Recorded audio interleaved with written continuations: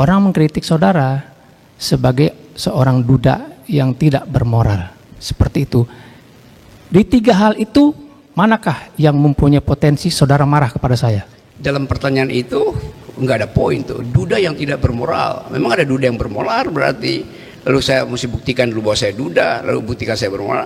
Jadi saya tidak akan layani itu, karena saya anggap itu adalah ya semacam bagaimana seandainya berita yang terakhir tadi yang saya dapat tentang duda tadi, saya peroleh dari data-data yang entah dari mana saya peroleh, itu saya bilang kepada saudara. Itu pertanyaan dungu sebetulnya tuh, yang diucapkan oleh apa namanya tuh, mereka yang mengkritik saya lakukan hal itu, dan nggak pernah saya anggap itu. Saya dikritik karena menghina presiden oleh seorang profesor ekonomi UI, namanya Renald Kasali. Saya ucapin di sini ya, supaya dicatat. Kata si Renald Kasali, Rocky Gerung itu kasar ucapannya karena jarang bercinta itu.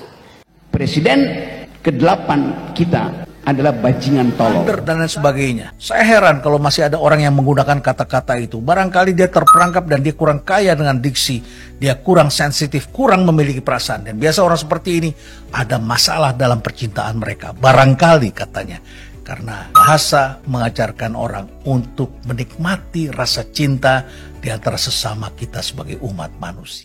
Bayangin coba, datang dari seorang profesor UI itu, yang figur publik, dia di figur publik karena dia endorser jamu, namanya jamu tolak angin tuh. Nah sekarang dia ucapin itu, artinya dia salah minum jamu. Dia mestinya minum jamu tolak dungu. Kan begitu dasarnya kan. Tahu nggak namanya Renald Kasali?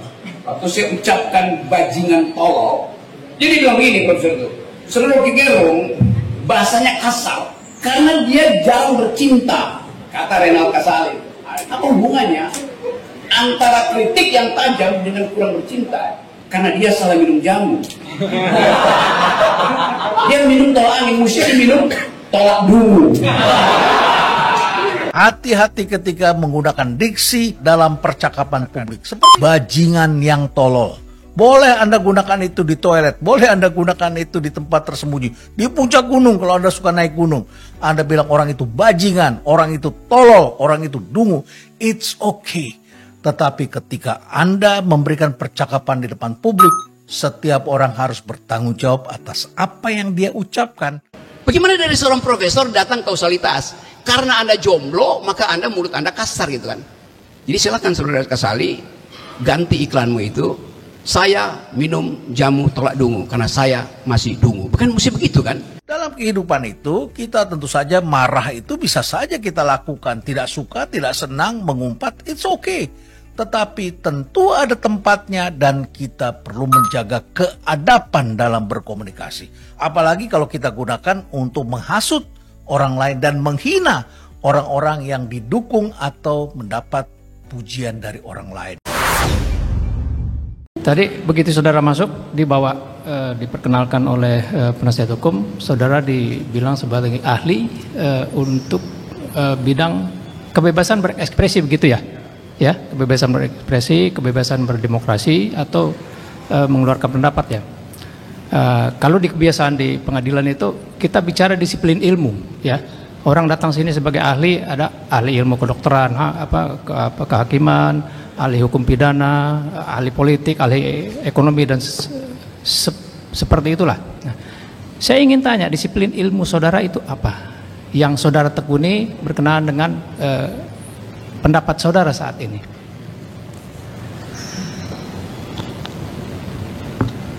Kata disiplin ilmu itu kata yang baru ada ketika terjadi spesialisasi. Tapi kata disiplin sebetulnya kata pertama untuk membedakan seseorang mengetahui semua jenis ilmu. Kata disiplin datang dari kata disciple. Disciple artinya murid. Murid itu diajar oleh guru untuk semua ilmu itu. Belakangan ada fakultas hukum, fakultas ekonomi, tapi saya belajar filosofi dan saya belajar semua ilmu. Saya belajar ilmu hukum, saya belajar ekonomi, saya belajar politik. Ahli cukup. Ya. Saudara bilang tadi disiplin ilmu filosofi. Yes. Yang saya punya pemahaman filsafat itu adalah ibu dari segala ilmu. Ya. Kalau saudara bilangnya itu artinya sudah cukup. Saya nggak akan tanya lagi berkenaan dengan apa disiplin ilmu yang lain. Ya, ya, Pak. Karena itulah ilmu dari semuanya. Oke. Terus saya tanya berkenaan dengan tadi saudara berkomunikasi dengan penasihat hukum ya. Ya. Kaitannya dengan kritik terhadap pejabat. Pejabat tidak boleh alergi terhadap kritik. Begitu toh? Ya. Seperti itu ya. Saya setuju dengan itu. Cuma ada 3 hal yang kemudian saya pahami, yang saya akan pilah-pilah di sini ya. Ada kritik berkenaan tadi bicara tentang kedudukan, ya. Semua pejabat, saya pun sebagai hakim boleh dikritik seperti itu. Semua orang bisa seperti. Saya ingin bertanya dulu kepada ahli, saudara pernah menduduki jabatan tertentu tidak di dalam bidang akademis? Sebagai pembantu rektor, pembantu dekan atau apapun? Saya menolak itu karena Ya. kalau dia jadi pembantu rektor, dia ngurusin administrasi itu. Ya, enggak. Rektor itu enggak pernah. Saya tanya seperti itu aja. Saya tidak bertanya apa tentang tupoksinya, ya. Saya bertanya apakah saudara pernah menduduki Tidak. Saya dosen aja. Saya Dosen aja? Saya hanya Oke. mengajar ya. Boleh saya berandai-andai? Ya. Andaikan saudara ditunjuk menjadi purek ya atau pudek ya, bidang kemahasiswaan. Oke. Nah, di sini ada 3 hal yang akan saya tanya kepada saudara ya. Pertama, ada yang orang mengkritik tentang kedudukan saudara sebagai purek gitu, pembantu rektor misalnya bidang kemahasiswaan. Dia kritik saudara berkenaan dengan ketidakmampuan saudara, tidak cocok lah di bidang itu. Saudara tidak dekat misalnya dengan mahasiswa. Itu yang pertama. Terus yang kedua, saudara juga sebagai dosen, ya. Orang mengkritik kinerja saudara berkenaan dengan pengajaran saudara di kampus. Nah, terus yang ketiga, saya mohon maaf sebelumnya ya. Orang mengkritik saudara saya lihat tadi di KTP-nya belum kawin.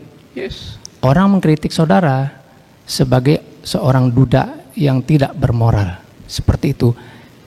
Di 3 hal itu, manakah yang mempunyai potensi saudara marah kepada saya? Itu aja pertanyaan saya. Tadi yang ketiga apa? Yang tidak bermoral, tolong Pak Hakim. Seorang duda yang tidak bermoral. Seorang? Duda yang tidak bermoral. Duda yang tidak bermoral.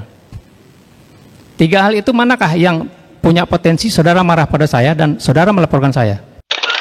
Saya nggak akan marah karena saya anggap dalam pertanyaan itu nggak ada poin tuh. Duda yang tidak bermoral. Memang ada duda yang bermoral berarti lalu saya mesti buktikan dulu bahwa saya duda, lalu buktikan saya bermoral. Jadi saya tidak akan melayani itu karena saya anggap itu adalah ya semacam satu argumentum ad hominem itu aja. Oke, Kan baik. jadi buat saya nggak ada poin di situ. Saya anggap ya diucapkan aja. Saya anggap itu sebagai berita dari seseorang, bukan problem saya, itu problem dia tuh. Oke, saya lanjutkan ya. Ya, Bagaimana seandainya berita yang terakhir tadi yang saya dapat tentang duda tadi, saya peroleh dari data-data yang entah dari mana saya peroleh, itu saya bilang kepada saudara. Ya itu artinya di dalam masyarakat kita dianggap bahwa orang yang tidak punya pasangan, apalagi duda, dia pasti tidak bermoral, apalagi janda. Kan itu justru yang mau kita batalkan. Jangan sampai ada pertanyaan semacam itu. Nah, itu pertanyaan dungu sebetulnya tuh yang diucapkan oleh apa namanya tuh mereka yang mengkritik saya lakukan hal itu dan nggak pernah saya anggap itu. Karena kan itu buat apa itu diucapkan itu kan? Itu sebetulnya itu menghina gender equality itu sekaligus menghina para duda dan saya memang bukan duda. Oke, jadi ada. Tapi kalau saya layani kan nanti orang bilang buktikan bu Anda bukan duda gitu. Loh saya belum kawin itu artinya ya bisa memang tidak kawin, bisa duda segala macam. Sama seperti orang tanya, Anda tidak makan babi, berarti Anda Muslim. Loh, orang Yahudi juga nggak makan babi. Jadi yang saya mau maksud tadi, di epistemic community of thought itu batal karena tidak ada pendidikan reasoning gitu. Nah itu nggak mungkin timbul dalam percakapan di negara yang bermutu akademisinya, itu nggak akan ada pertanyaan semacam itu. Jadi saya mau terangkan aja secara umum bahwa kita gagal menerapkan prinsip-prinsip berpikir yang teduh. Nah, prinsip berpikir teduh itu namanya kekuatan argumentasi, bukan kekuatan sentimen. Jadi public discourse itu yang saya terangkan tadi, the use of public reason, itu artinya menggunakan mata uang yang namanya pikiran tuh. The force of the better argument. Nah, kita seringkali tidak mau pakai mata uang argumen, kita pakai mata uang sentimen. Nah, 3 pertanyaan tadi itu mata uang sentimen, kira-kira begitu. Tapi itu hanya ilustrasi, Pak Hakim. Terima kasih. Iya, itu kan ilustrasi. Ya.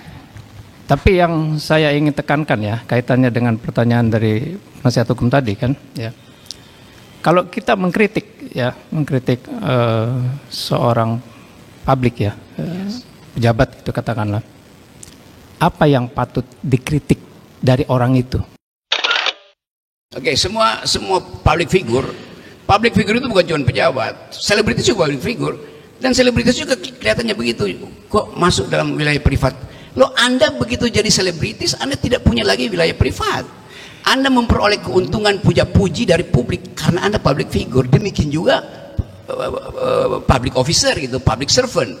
Kan dia dapat semua keistimewaan tuh. Kalau di jalan tol dia oleh para pengawal, dia udah dapat kemewahan di situ kan. Privacy dia harusnya tidak boleh didalilkan kembali karena dia udah dapat semua kemanfaatan publik. Jadi kalau saya kritik pejabat publik, saya kritik hasil dari kedudukan dia sebagai pejabat publik itu. Saya nggak kritik dia duda atau dia janda atau dia segala macam, enggak. Saya kritik yang Anda lakukan itu comply nggak dengan konstitusi. Yang Anda lakukan itu termasuk dalam the use of public reason apa bukan. Jadi itu sebetulnya di situ nggak ada perasaan bagi saya. Satu-satunya hal yang saya ucapkan, yuk mari kita berargumen itu. Tapi kemudian kalau kalah argumen ya mulai mempersoalkan tuh Anda karena jomblo kan, karena saya kasih contoh misalnya bagaimana supaya lengkap di sini. Saya dikritik karena menghina presiden oleh seorang profesor ekonomi UI namanya Renald Kasali. Saya ucapin di sini ya supaya dicatat. Kata si Renald Kasali, Rocky Gerung itu kasar ucapannya karena jarang bercinta itu. Bayangin coba, datang dari seorang profesor UI itu yang figur publik, dia di figur publik karena dia endorser jamu namanya jamu tolak angin tuh. Nah sekarang dia ucapin itu, artinya dia salah minum jamu. Dia mestinya minum jamu tolak dungu. Kan begitu dasarnya kan. Bagaimana dari seorang profesor datang kausalitas? Karena Anda jomblo, maka mulut Anda kasar gitu kan. Jadi silakan saudara Kasali, ganti iklanmu itu, saya minum jamu tolak dungu, karena saya masih dungu. Bukan mesti begitu kan. Jadi ini saya kasih kritik aja, saya nggak ada urusan personal dengan dia. Tapi cara dia berpikir itu menunjukkan bahwa dia nggak paham apa yang disebut the use of public reason. Oke, karena tadi ada juga komunikasi Anda dengan penasihat hukum berkenaan dengan kritik yang sifatnya personal itu yang tidak bisa dilakukan. Ya. Betul ya? Oke. Berarti kalau tadi yang digarisbawahi di pernyataan saudara tadi, artinya kalau kritik berkenaan dengan kinerja itu adalah hal yang memang seharusnya dilakukan. Ya betul. Betul begitu ya? Ya, itu bahkan kedudukannya imperatif, wajib hukumnya untuk mengkritik. Kenapa? Karena kebijakan publik itu akan menyentuh kepentingan publik gitu. Ya, terima kasih Pak Hakim. Ya, baik. Sekarang saya tidak ragu-ragu mengatakan presiden ke-8 kita adalah bajingan tolol. Misalnya kata-kata yang sudah tidak pakai lagi adalah kata jongos, babu, dungu, otak dengkul, tolo, inlander, dan lain sebagainya. Saya heran kalau masih ada orang yang menggunakan kata-kata itu. Barangkali dia terperangkap dan dia kurang kaya dengan diksi. Dia kurang sensitif, kurang memiliki perasaan. Dan biasa orang seperti ini ada masalah dalam percintaan mereka. Barangkali katanya. Karena bahasa mengajarkan orang untuk menikmati rasa cinta di antara sesama kita sebagai umat manusia. Tahu nggak namanya Renald Kasali? Waktu saya ucapkan bajingan tolol, jadi bilang begini Profesor itu, Saudara Rocky Gerung bahasanya kasar karena dia jarang bercinta, kata Renald Kasali. Apa hubungannya antara kritik yang tajam dengan kurang bercinta? Karena dia salah minum jamu. Dia minum tolak angin, mesti minum tolak dungu. Hati-hati ketika menggunakan diksi dalam percakapan publik. Seperti bajingan yang tolol. Boleh Anda gunakan itu di toilet, boleh Anda gunakan itu di tempat tersembunyi. Di puncak gunung kalau Anda suka naik gunung. Anda bilang orang itu bajingan, orang itu tolol, orang itu dungu. It's okay. Tetapi ketika Anda memberikan percakapan di depan publik, setiap orang harus bertanggung jawab atas apa yang dia ucapkan. Begitu Jokowi kehilangan kekuasaannya, dia jadi rakyat biasa, nggak ada yang peduli nanti. Tetapi ambisi Jokowi adalah mempertahankan legasinya. Dia memikirkan nasibnya sendiri, dia nggak pikirin nasib kita. Itu bajingan yang tolol. Tapi bajingan tolol itu sekaligus bajingan yang pengecut. Ajaib, bajingan tapi pengecut. Dalam kehidupan itu, kita tentu saja marah itu bisa saja kita lakukan. Tidak suka, tidak senang, mengumpat, it's okay. Tetapi tentu ada tempatnya dan kita perlu menjaga keadaban dalam berkomunikasi. Apalagi kalau kita gunakan untuk menghasut orang lain dan menghina orang-orang yang didukung atau mendapat pujian dari orang lain. Kalau Anda sebut misalnya bahwa ini adalah hoax, itu adalah pekerjaan iblis, lalu yang menjanjikan 50 juta buat rakyat Lombok itu presiden atau iblis? Saya kira referensi itu tidak cukup hanya membaca satu. Bukan tidak cukup, Anda itu harus asal banyak usul pertama. membaca buku, Anda harus baca referensi. Dengan referensi tunggal itulah jadinya seperti ini. Itu referensi Karena paling Anda dasar memiliki satu untuk referensi belajar seperti tentang itu. hoax Oke. itu. Karena ketidakmampuan dari seorang profesor, kita malu tuh ada profesor UI nggak ngerti konsep dasar dari hoax. Saya kasih contoh ya, kalau segala sesuatu hanya sekedar dikembalikan pada etimologi, pada makna yang ada di kamus, nggak ada gunanya percakapan akademis. Hoax, asal kotanya, asal kata hoax itu adalah hokus. Terus? Hokus itu artinya adalah mengelabui. Itu Itu etimologinya, yang tetapi diambil sejarah dari hoax kejadian para tukang sulap yang kemudian mengelabui Fungsinya apa? mata orang lain. fungsinya menguji orang dungu. Mengelabui. Orang Ya. dungu. Yes. Karena itu yang terjadi. Jadi skandal Alan Loh, Sokal itu. Jadi hari skandal. ini bukan orang dungu yang dikelabui, orang-orang pandai, orang-orang yang ibadahnya Asal baik usul pun dari hoax dikelabui. itu, asal usul dari istilah hoax terjadi ketika Alan Sokal menguji kedunguan redaktur dari majalah Social Text. Itu poinnya tuh. Itu pentingnya Anda belajar. Saya supaya kira nggak terlalu referensi dungu harus itu, ya. ditingkatkan. Oke. Ya, kalau Anda hanya persepsi dan tunggal, memang itu jadi bahaya memang. Kita tidak menyebut orang yang membantu atau bekerja kita di rumah sebagai jongos, babu, dan lain sebagainya. Kita menyebut mereka adalah pegawai kita atau ART di rumah kita. Jadi kita hargailah dalam peradaban ini. Nenek moyang kita dulu hidupnya di dalam goa sehingga kemudian semua orang yang dilihat di luar itu dianggapnya sebagai lawan. Saya tadi berharap ini adalah exercise dan pendidikan yang bagus buat masyarakat. Nggak taunya kita cuma dikasih ngibul aja. Jadi saya pikir sia-sia saya dari tadi menyimak dan berpikir gitu ya. Tapi saya perlu ingatkan pada kita semua bahwa memang betul dunia ini dari awal sudah diciptakan dengan kebohongan. Itu betul kok ya. Bagaimana itu strategi iblis itu, hoax itu strategi iblis mau dipertahankan. Coba bayangkan bagaimana kita belajar itu Nabi Adam diusir ya. Ya, sudah diperintahkan dilarang makan buah kulti. Kalau dalam Bible tuh apel itu, satu pohon itu dilarang itu.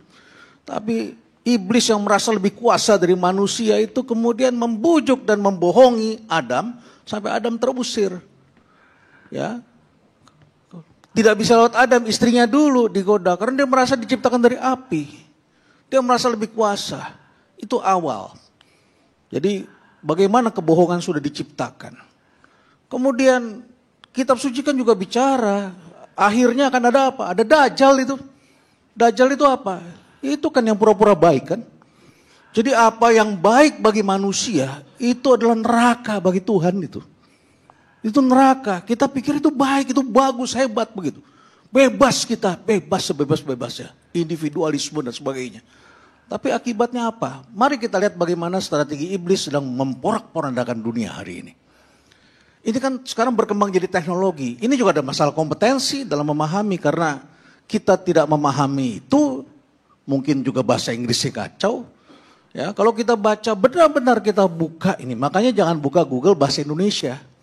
Harus juga pakai yang cari bahasa Inggris sehingga muncul hoaxnya itu yang jelas gitu. Kamus Bahasa Indonesia memang KBBI itu mengatakan hoax itu adalah berita bohong. Tapi kalau kita telusurin lagi kamus dalam sains, itu jelas sekali kok. Itu adalah kebohongan yang dibuat. Kebohongan yang dibuat dengan tujuan jahat. Tujuannya jahat ini. Jadi kita jangan berpikir itu alami, wah itu adalah lucu-lucuan. Bukan, itu ada tujuannya kok. Ada orang sakit hati, ada orang yang tidak dapat tempat, ada orang yang terpinggirkan, ada orang yang tidak dapat bagian, ada orang yang dibayar. Jangan lupa, ada yang memelihara kok ini. Ada yang memelihara. Contoh, apa yang terjadi di Inggris? Masyarakat di Inggris itu diracuni dengan hoax bahwa kalau ikut dalam Uni Eropa, setiap minggu mereka akan mengeluarkan 50 juta pound sterling untuk membiayai para pengungsi dan lain sebagainya. Dengan bergabung ke Uni Eropa. Maka strateginya adalah keluar dari Uni Eropa, yaitu Brexit.